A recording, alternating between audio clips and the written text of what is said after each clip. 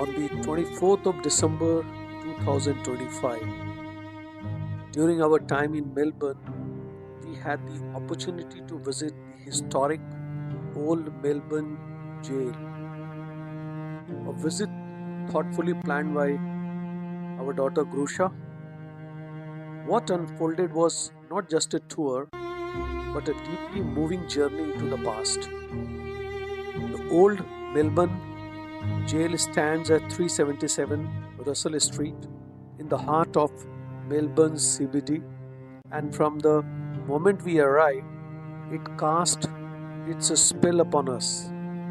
The building is constructed almost entirely of dark blue stone, a volcanic rock quarried from Melbourne's surroundings, and its heavy, brooding presence is in sharp contrast to the gleaming glass towers of the modern city around it.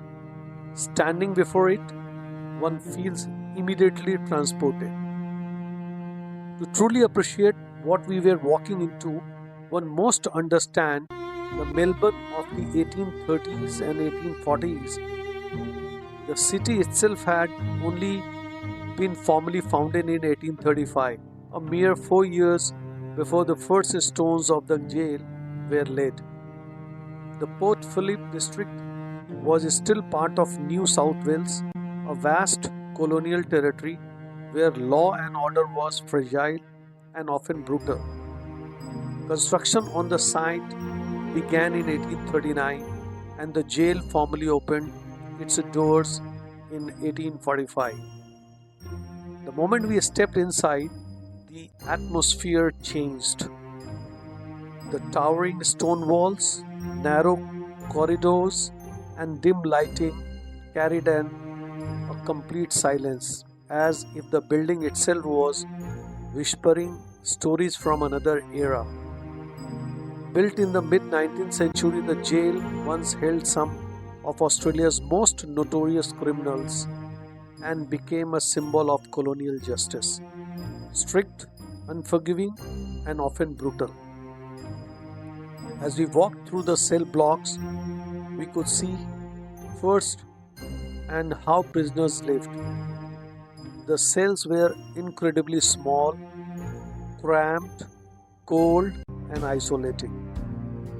It was difficult to imagine how individuals spend days, months, and sometimes years in such confined conditions.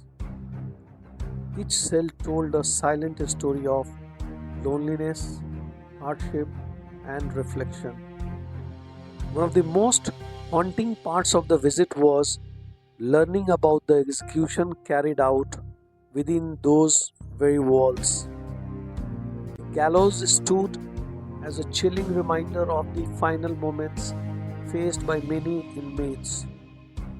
Standing there, we could almost feel the weight of history, the fear, the finality, and the harsh reality of justice in those times.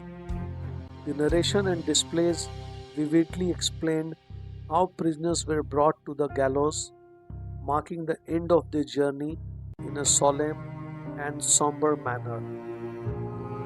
Among the many stories, one that stood out was of Ned Kelly, Australia's most infamous outlaw who was executed in this very jail in 1880. His life and death added another layer of depth to the place, blending legend with reality.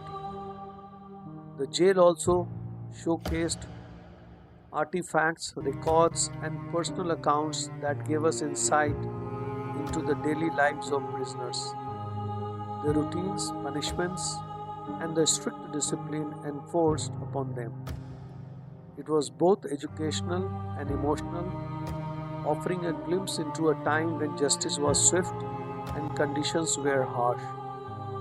By 1870, a formal review of the penal system recommended the jail's closure. Its conditions were deteriorating, and newer, more modern facilities had been built elsewhere in Victoria. The jail wound down its operations gradually, Its last hanging took place in 1924 when Angus Murray was executed. The jail formally ceased operations as a prison that same year, though it was not officially decommissioned until 1929. In 1927, the front section of the complex, the gatehouse, chapel, and the administrative buildings were incorporated into the Emily McPherson College, which later became part of RMIT University. This visit, beautifully planned by Grusha, became more than just sightseeing. It was an experience that connected us with history in a profound way. Walking through those corridors made us reflect on human resilience, justice, and the evolution of society over time. It was indeed a visit of terrific historical value, one that we will always remember forever throughout the life.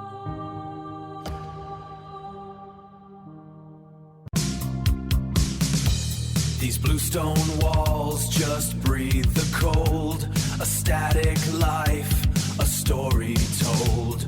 The hollow in my bones is real, a fissure where I used to feel. This gray stasis never ends. Stay